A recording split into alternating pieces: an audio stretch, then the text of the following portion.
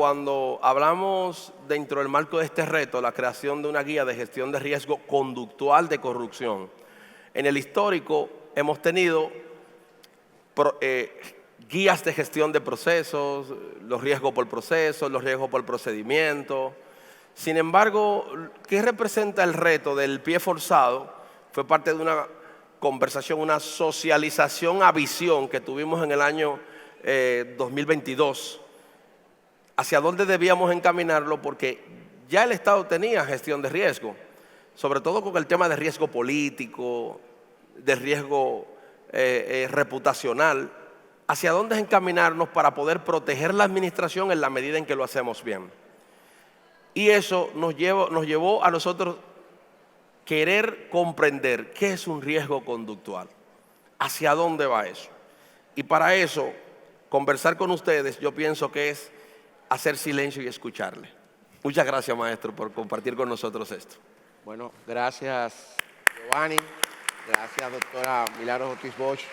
Gracias a todo el equipo de DJ, porque realmente nosotros somos parte de la familia. Ya 3 años trabajando mano a mano y muy comprometidos. Mariel no está, pero sabemos que está muy pendiente de lo que está ocurriendo. Y nada, hablar de riesgo conductual fue un gran reto desde el inicio, porque como tú dices, Giovanni, se conoce y se trabaja riesgo desde hace muchísimo tiempo. No solamente en el sector público, el sector privado.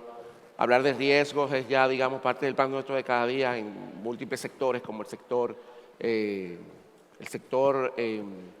bancario, financiero, entre otros. La particularidad con el tema riesgo conductual tiene que ver mucho de qué se trata. Y justamente aquí hablamos de esa posibilidad de que individuos, o sea, ya de manera particular, cada uno de nosotros, cómo podemos, desde el punto de vista de nuestro comportamiento y de la conducta que adoptamos, cómo podemos nosotros afectar el desempeño, el buen nombre de las instituciones en donde nos encontramos. Y justamente de eso, ese fue el gran reto ahí, de cómo podemos nosotros comenzar a ver que las instituciones comiencen a revisar sus riesgos conductuales. Y justamente de eso se trata esta guía que estamos hoy presentando ya a todas las comisiones y a todas las instituciones. ¿En qué consiste la guía? ¿Qué es lo que tiene lo que vamos a alegar a las comisiones para su trabajo? La parte metodológica, ¿qué principales desafíos? Todo esto, ¿en qué marco se hace? Sí, enfocamos la guía. Hay un murmullo por allá dentro de las 4 esquinas, muy interesante, sobre todo porque duramos 3 años. ¿Qué vamos a hacer? Y ahora que vamos a hacer, hay emoción por saber qué vamos a hacer. Claro. Es interesante, vamos, fíjate. Sí, dentro de todo este proceso nos enfocamos mucho en la metodología. Estuvimos viendo anteriormente en el panel anterior, hace 2 paneles, instituciones que llevan la milla. Instituciones que tienen, incluso dijeron, 10 años con sistema de gestión de riesgo.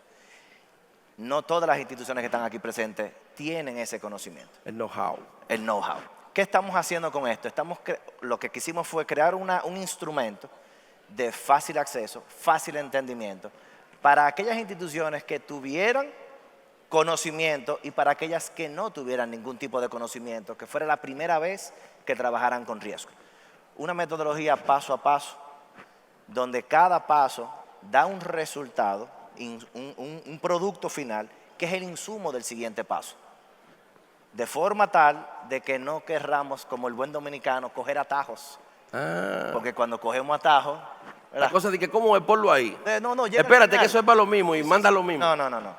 Se requiere de ese paso a paso en el que cada uno de los integrantes que esté trabajando con esta parte se va a dar cuenta de la importancia de cada uno de esos pasos. ¿Cuáles son esos pasos? Tenemos 6 pasos.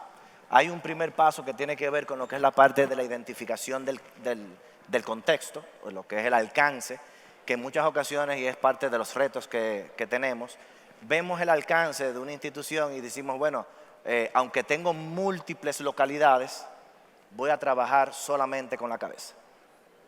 Pero cuando solamente nos enfocamos en la matriz y no vemos cuáles son los riesgos a los que están expuestos cada una de esas dependencias, entonces estamos dejando brechas y posibilidades a que se materialicen riesgos en lugares donde efectivamente podemos ver situaciones que se están dando. Eso con respecto a lo que es el primer paso. Tenemos tanto la definición del alcance como lo que es también la determinación del contexto. Y como ya escucharon anteriormente, cada institución tiene un contexto completamente diferente. Otro atajo que suelen tomar es... Cuénteme los chivos, maestro, cuénteme los chivos, para que ellos sepan que los analistas estamos pendientes. Claro. ¿Cómo es la cosa? Como venimos del mismo sector, Ujú. mándame tu matriz para yo ver. Compárteme eso, corre. Mira cómo se ríen, yo sé que se están riendo. Compárteme eso, corre, que eso es lo mismo, porque somos Claro. hospitales los dos. ¿Somos hospitales? Sí. No. Usted no puede asumir controles de una institución que tiene personal, estructura, presupuesto completamente distinto a la suya. Aunque sean del mismo sector, usted está en un contexto diferente, tanto un contexto interno como externo. ¿Okay? Entonces, en ese sentido, es necesario que esta metodología se aplique para el contexto particular de cada institución. Bien. Entonces, hay un segundo paso también. Pero en este paso primero, que es el paso de la planificación, y Paola está mirando así, y nosotros, porque están hablando de conducta y el riesgo reputacional, y lo que tiene que ver con la prensa, para la comisión reunirse a trabajar todo eso, en la fase de planificación, si estamos hablando de conducta y de gestión de riesgo, ¿es importante el área de comunicación? Claro que sí, claro que sí. Realmente ¿Por qué? es súper importante. Está el riesgo reputacional, sobre todo, que Starling lo comentaba hace un ratito. Y no solamente eso, el riesgo a la imagen de la institución, el elemento de qué vamos a comunicar, a partir de qué, cuáles son los aspectos que yo debo considerar para evitar crear un riesgo sobre el riesgo. Como decimos en gestión de riesgo, Crear un riesgo sobre el riesgo. Oye, Paola. Y en ese sentido, maestro Alexis, ¿se previó dentro de la planificación, siendo comunicación un factor elemental, que fuera un punto focal realizar un plan de comunicación de mitigación de ese riesgo? ¿Está previsto? Uno de los pasos, que voy a volver atrás acá en la presentación, de hecho uno de los pasos que inclusive es un paso transversal durante todo el proceso, es el paso de la comunicación. Y justamente, ¿qué vamos a comunicar? Vamos a comunicar los riesgos, vamos a comunicar los controles que cada institución ha establecido sobre esos riesgos y vamos a comunicar sobre todo cuando un riesgo se da, ¿qué vamos a hacer? ¿Cuál es esa contingencia? ¿Cuál es ese plan de recuperación para evitar justamente que un riesgo me lleve a otro riesgo y a su vez eso me lleve a otro riesgo y otro riesgo? Justo ahí iba y quería preguntar, ¿hay algún punto que me indica cuándo debo comunicarlo? Desde la planificación, debemos trabajar riesgo en todo, o sea, debemos trabajar comunicación desde que estamos conceptualizando, por eso tenemos acá en la presentación un ejemplo de lo que es un análisis FODA, donde justamente en un FODA, ¿qué vemos? Vemos riesgo. Cuando se plantea una debilidad o las debilidades de la institución, ¿qué estamos mirando ahí? Amenazas, riesgos, desde el punto de vista positivo, oportunidades. Entonces, cuando hacemos un FODA, estamos gestionando riesgos desde ya. Y justamente desde ahí inicia todo el proceso, porque en ese ejercicio de gestión o de preparación de un FODA, ¿con quién trabajamos? Trabajamos con todas las áreas y hay que comunicar a través de los ejercicios que se realicen sobre justamente esas debilidades, amenazas, oportunidades, que a lo largo son riesgos y fortalezas sobre todo, que en este caso van a establecerse como controles sobre los riesgos que están establecidos.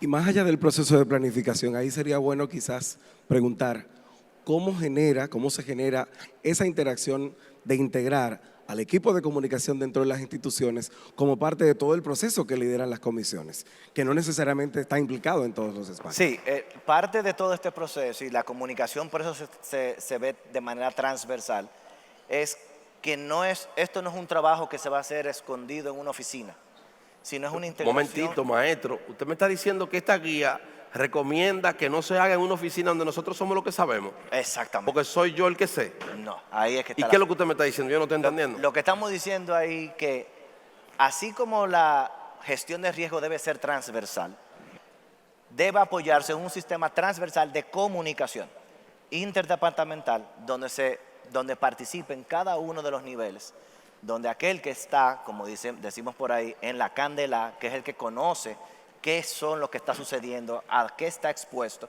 sea el que dé y alimente y dé la información respecto de, mira, estamos expuestos a esto.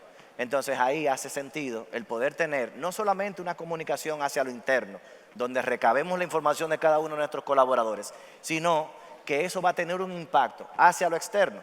Por eso Alexis presenta la parte del FODA, donde el FODA lo que va a reunir es un ejercicio interdepartamental donde se identifiquen fortalezas, oportunidades, amenazas y oportunidades, de forma tal de que todos estén involucrados. Esta guía tiene un elemento que para mí es muy importante, sobre todo por el tema de la auditoría antifraude, con esa perspectiva, que es el triángulo de la corrupción o el triángulo del fraude, dentro de la perspectiva de cómo la vulneración a los valores o la no interiorización de valores que formen conducta en el uso, costumbre, en estos modos, cómo afecta, cómo impacta dentro del ejercicio realizado de levantar los talleres, la información. ¿Cuál fue la recepción de los servidores cuando se pudo socializar el tema del triángulo del fraude o de la corrupción, que en este punto es para identificar riesgos conductuales? Mira, este fue uno de los elementos más interesantes a lo largo de todos los talleres que estuvimos impartiendo, porque justamente la particularidad del ejercicio de riesgos conductuales, de gestión de riesgos conductuales, adaptar esto al individuo. Y justamente, hablando del triángulo de la corrupción, uno de los elementos del triángulo tiene que ver con el sujeto motivado. ¿Y a dónde venimos con esto? Justamente con que desde el punto de vista de identificar cuál es el riesgo, va a ser importante de dónde sale el riesgo, quién es la fuente. En todo caso, un elemento común en gestión de riesgos conductuales es que el ser humano es la fuente del riesgo. Pero justamente debe haber una motivación, debe haber un elemento ahí catalizador para para promover esa acción indebida que ese colaborador o ese usuario va a proponer o va a ejecutar. Otro elemento importante acá, hablando del triángulo de la corrupción, tiene que ver con el entorno. ¿Qué tan favorable es el entorno? Están los controles implementados, solamente los controles, como tú decías ahorita, son de cumplimiento. Están ahí los controles, pero los cumplimos cuando conviene, porque queremos la foto o porque simplemente queremos salir en la prensa de que estamos cumpliendo, sí, por esa razón. Entonces aquí el entorno va a ser importante. ¿Qué tantos controles existen? Ahorita vimos una serie de instituciones que tienen controles y lo están llevando a cabo, lo están ejecutando desde ya hace unos años. Y se nota la diferencia, porque son instituciones que justamente, me atrevo a asegurar yo que difícilmente salgan en un escándalo, porque justamente están partiendo de un entorno favorable a controlar el riesgo. Otro elemento importante es el objetivo que se busca. Y ahí, ¿qué decir? ¿Qué pasa en nuestro país? ¿Qué pasa usualmente? Que alguien se motiva a actuar en una acción de corrupción y ¿qué puede pasar con él? Voy a ser sincero, puede pasar de la perspectiva del ciudadano, como lo veo, dura 2 años en un proceso público, en un juzgado, con buenos abogados, y al final no pasa nada. Sale descargado y nos queda a los ciudadanos el sabor amargo de wow, mira cómo se salió con la suya. Habiendo cometido el acto de corrupción, el tecnicismo le permite salir. Al final, entonces, hay un objetivo a lograr. Logró enriquecerse o hacerse de lo que quería conseguir y digamos que se sacrificó en un tiempo prudente y ya luego sigue su vida normal. En un análisis costo-beneficio, la corrupción le sale favorable. Exacto. Entonces, La inversión vale la pena. Por eso el tema del sujeto como tal y la interiorización de los valores, el entorno institucional, es decir, hay un compromiso estratégico, se cumple realmente lo que la máxima autoridad firmó, lo conoce o no lo conoce. Eso es para venir aquí con DJ. El tema es que tenemos que venir aquí, que voy para el Congreso, soy de la comisión para que no me voten. O sea, hay todo un sinnúmero de elementos que no es someter a la comisión al triángulo de la corrupción, sino es que son herramientas que nos permiten hacer una valoración del entorno institucional, del entorno cultural y además de aquellos elementos. Por ejemplo, yo recuerdo que en una de las conversaciones que tuvimos, uno de los momentos más interesantes era aquella persona que conoce mucho de los procedimientos y que en un momento determinado tiene una problemática por una debilidad personal, no importa la que sea. El hombre se la sabe toda, pero él tiene un problema con la tarjeta de crédito. Y como él se la sabe toda, él cree que por aquí puede salirse con la suya. Claro. En la ausencia de un entorno institucional, te permite eso porque, bueno, todos te confiamos a ti, tú te la sabes toda. Pero resulta que tú te la sabes toda, incluso llevártela. Paola. Quería comentar ahí, no sé si me estoy No, por favor. moviendo muy rápido, pero en el caso del tratamiento, ya luego que lo identificamos, ya sabemos cuáles son los más comunes.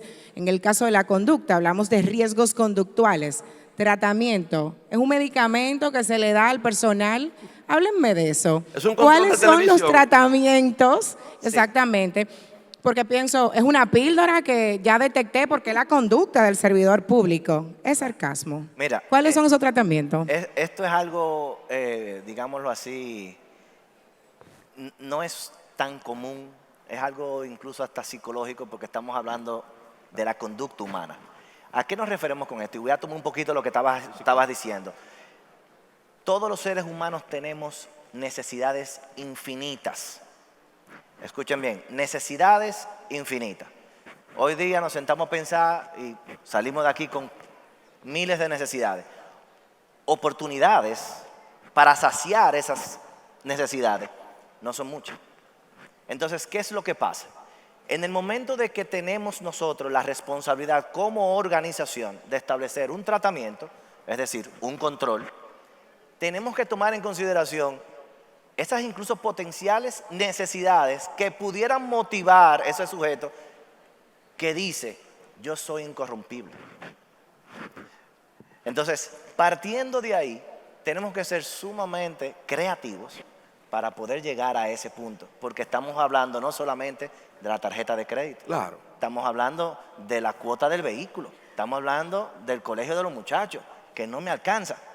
Entonces, si internamente en nuestras instituciones no tenemos los controles o el tratamiento que impida que el acto o ese momento en el que ya yo estoy desorientado, que no sé qué hacer, y veo que hay una oportunidad, voy a ir tras ella, por más ético que sea, o al menos la tentación estará ahí. Sin una cultura de integridad, cae. Eso quería puntualizar. Entonces, Ese es el papel de la cultura de integridad, Ya. precisamente, ese reforzamiento en los valores, esa promoción, la campaña de crear esos cimientos en la cultura de integridad para cambiar la manera en cómo se habían hecho las cosas. totalmente. La cultura es lo principal. Sin embargo, caemos a lo mismo. Yo puedo estar expuesto a una tentación y pasarle por encima a la cultura. Para eso la cultura requiere de un tratamiento, de unos controles. Que aunque exista la cultura, yo tenga el control para aún así evitar que esa persona caiga en la tentación y decir, sí, lo voy a hacer como quiera. No, es que no hay cómo hacerlo. Ese debe ser el enfoque. Por eso tenemos aquí un sinnúmero de tratamientos que hemos planteado. Pastillitas. Las pastillitas, ¿verdad? Igual, esto vinculado al contexto de cada organización. No todo el mundo le va a funcionar igual. Bien, tenemos lo que es los protocolos. En muchas instituciones los protocolos funcionan y hay gente que lo asume. Pero si tengo a alguien que El chivo sin ley. se la sabe toda El chivo sin y ley. dice, no, ¿qué va a pasar ahí? Que ahí el protocolo se vicia y Claro. tenemos entonces, así mismo en cadena, oh, pero si él lo hace, lo puedo hacer yo, ¿verdad? Pero entonces, aparte del protocolo, entonces tenemos el sistema de monitoreo, donde tenemos personas que están continuamente viendo, no solamente que el protocolo, el procedimiento, el proceso está funcionando, sino que las personas se están comportando según el código de ética, los valores institucionales y demás. Igualmente podemos seguir complementando esto con entrenamientos que nos dejen saber a nosotros cómo es que debemos actuar, porque muchas veces podemos decir, yo no lo sabía, Claro. no me dijeron. ¿Y en dónde está eso? Entonces, no, hay que no solamente entrenar en respecto a la cultura, sino también a los protocolos, a las consecuencias que puede traer eso, no solamente para el individuo, sino también para el departamento y la institución en sí misma. Bien, y luego entonces al final, que ya no es tanto una Preventivo. prevención, sino una reacción, que son las denuncias. Ah, mira, el servidor no cumplió. Entonces tenemos que crear los canales para que si hacia lo interno no estamos logrando esto, vamos a ayudarnos con la parte externa a ver qué es lo que estamos haciendo. Importancia de lo que es la máxima autoridad, los responsables del riesgo, en la ejecución de todo esto para que pasemos a la conformación del plan. ¿Cómo asumir todo esto? Mira, justamente el compromiso va a ser importante y sobre la base de ese compromiso está el ejemplo, que esa máxima autoridad, que esa figura que representa la institución, sea, digamos, partícipe de ese modelo a seguir y de ese ejemplo. Diría que básicamente a través de un seguimiento sobre ese compromiso, una recurrencia, eventos como estos que vienen, digamos, a reforzar todo ese gran compromiso que toda máxima autoridad, y no solamente la máxima autoridad, sino todo aquel de rango medio, todo eso personal de nivel táctico, directores, asuma ese rol que en el caso, y haciendo mención aquí a las normas 37.001 y 37.301, se plantea como parte fundamental de esos criterios y muchas instituciones que acá se están certificando están en ese ejercicio actualmente. Uno de los requisitos fundamentales de la norma es justamente el liderazgo y ese ejemplo que se debe transmitir a través de esas acciones que el liderazgo ejecuta para hablar de cultura. Porque, como tú decías ahorita, como los patos y ese ejemplo que planteaba, partiendo de otra perspectiva, los patitos van a seguir justamente al pato madre o padre y a donde quiera que se mueva, para allá se mueven. Si actuamos mal ahí arriba, obviamente los de atrás me van a seguir también mal. Nos quedan dos elementos para cerrar. Una interrogante de Paola de cómo van a trabajar con ella, sobre todo desde la DG, y cómo vamos a trabajar desde la parte de comunicación, ya con todo el riesgo reputacional, una vez ya con un instrumento. Esa parte Paola la va a plantear ella. Sin embargo, yo quisiera que nosotros pudiésemos ver, porque esta guía, al ser orientada, tiene una caja de herramientas. Tienes unas herramientas específicas. Si podemos mostrar algunas de esas herramientas, si las tienen en presentación, es muy importante porque nos habla de un instrumento a utilizar para las comisiones.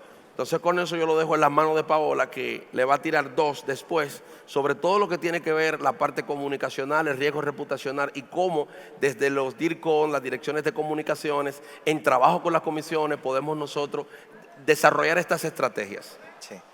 Bien, la caja de herramientas, cada uno de los pasos tiene las herramientas necesarias para responder y tener el mejor de los resultados para cada uno de los pasos. Con respecto a lo que es la parte del alcance, se tiene una propuesta de cómo definir el alcance. Pasamos al siguiente punto, que es la parte del contexto, con el FODA. El FODA también viene determinado con un enfoque a lo que es riesgos conductuales de corrupción, porque en muchas ocasiones parte de las cositas que pueden suceder es que nos desenfoquemos, que no hagamos nuestro FODA con una visión a riesgos conductuales de corrupción, sino al día a día. Entonces, igualmente, luego de ahí que tenemos todo esto, pasamos a lo que es la parte de la identificación de los riesgos. La identificación de los riesgos está amparada en lo que son los valores institucionales, los transversales, pero también los institucionales. Hay unos valores transversales que ustedes ya han presentado. Esos valores, tenemos aquí la determinación de valores guía: integridad, lealtad, equidad, tolerancia, transparencia y discreción. Sin embargo, como instituciones que algunas han ya, y lo han mencionado, han adquirido uno de estos valores para sus propias instituciones, hay instituciones que pueden tener otro tipo de valores. Igual, pueden asumirlo. A partir de estos valores, entonces, es que llegamos a ver y a entender el triángulo de la corrupción, que dicho sea de paso, para poder entender, hemos creado un sinnúmero de preguntas, formularios, donde nos permite identificar cuál es ese sujeto motivado, cuál puede ser ese objetivo a querer alcanzar, cuáles son esas falencias que tenemos que mejorar en términos de lo que es la infraestructura o el ambiente. Luego de ahí pasamos ya a lo que es la identificación. Y hemos dejado claro, porque esto también era un punto De riesgo. que no, en los talleres que fuimos dando, no se conformaba, no se redactaba el riesgo de una manera clara. Entonces, acción adversa más lo que es una actividad, la actividad, el escenario o el proceso donde se está llevando a cabo. Fíjense que hacemos referencia a actividad, escenario o proceso. Hay instituciones que ya tienen un mapa de proceso establecido, porque tienen ISO 9001, porque tienen otros sistemas de gestión.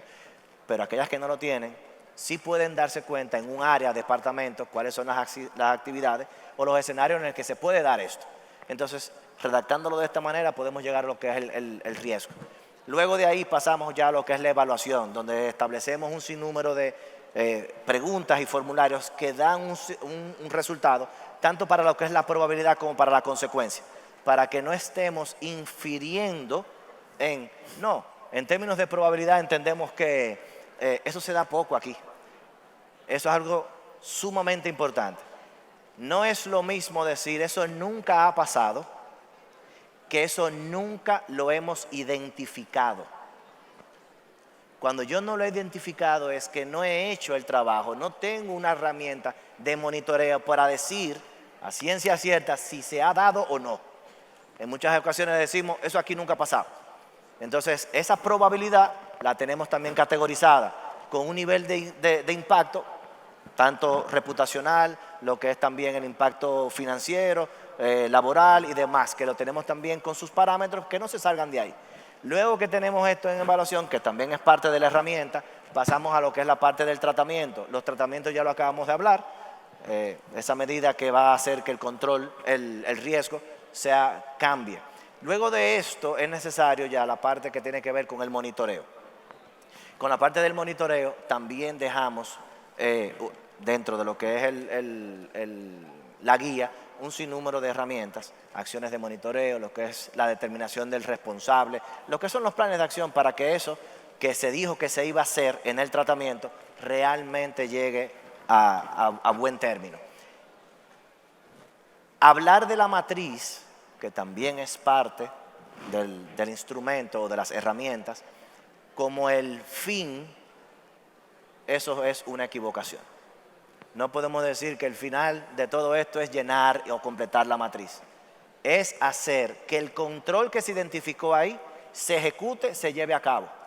Y que en el monitoreo podamos realmente darnos cuenta y dar fe y testimonio de que ese control está funcionando.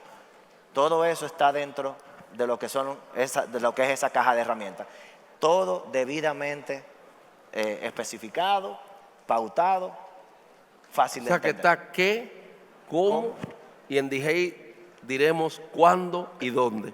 Eso lo vemos mañana. Insisto bastante entonces en lo que sería el plan de comunicación de crisis en este caso. Exacto. Y sería quizás lo más adecuado trabajarlo de manera conjunta con la implementación de la guía, acompañando en el caso de comunicación a la comisión bajo obviamente el compromiso de la máxima autoridad en esta implementación. Pero sí sería bueno porque basado en que en el caso de los riesgos conductuales, me imagino que son los mismos y que quizás tienen algunos mayores bajas y altas de acuerdo al sector, sería bueno que lo veamos pero muy apegado a la estrategia institucional. Generalmente la estrategia institucional de comunicación establece cuáles son los objetivos, cuáles son esas tareas, cómo lo logro, y si desde ya le incorporamos, pudiera ser, pongo esa idea sobre la mesa, quizás si le incorporamos en la gestión de crisis, cuáles serían las tácticas, cuál sería ese paso a paso, y quizás desde ahí comenzar a mitigar lo que hablábamos más temprano, el tema de la fake. Si tengo una situación, si tengo un riesgo, ya lo identifiqué, ¿cuál es el tratamiento en el caso de que sea comunicacional, que haya que exponerlo de manera externa? ¿En qué punto lo comunico? ¿Cómo y qué comunico? ¿Y qué reservo para una réplica, para un comentario de máxima autoridad, para una rueda de prensa, para un... no sé, son ideas que conversamos y fluyen. Starling, Paola no sabe que yo acabo de comprometerla ante casi 2.000 personas a que vamos a trabajar en el 2025. Esos planes, ella no lo sabe, pero yo se lo digo públicamente porque en verdad no podemos trabajar riesgo reputacional sin trabajar con los DIRCOM.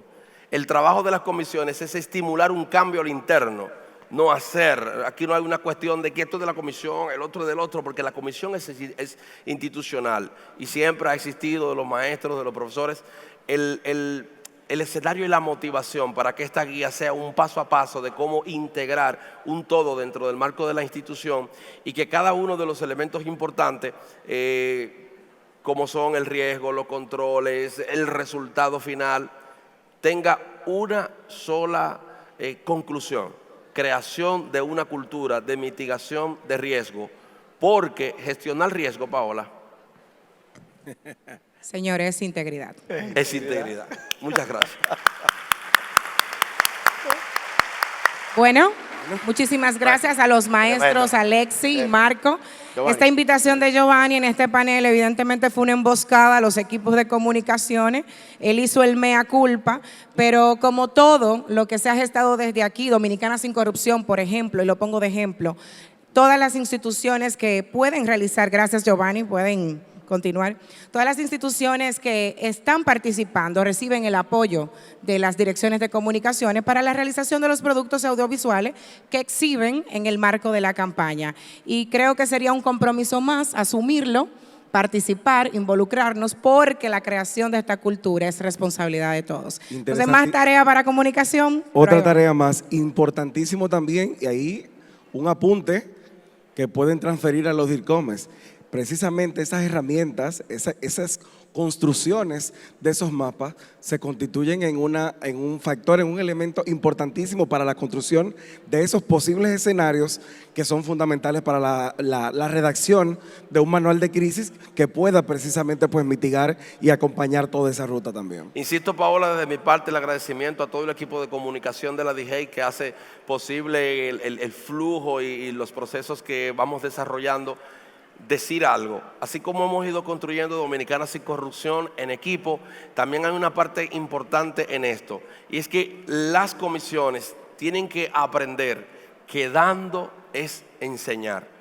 Eso es ejemplo que yo ponía ahorita. En la medida que damos, enseñamos, y si enseñamos vamos creciendo. Muchas gracias a ustedes. Gracias a ti, Giovanni.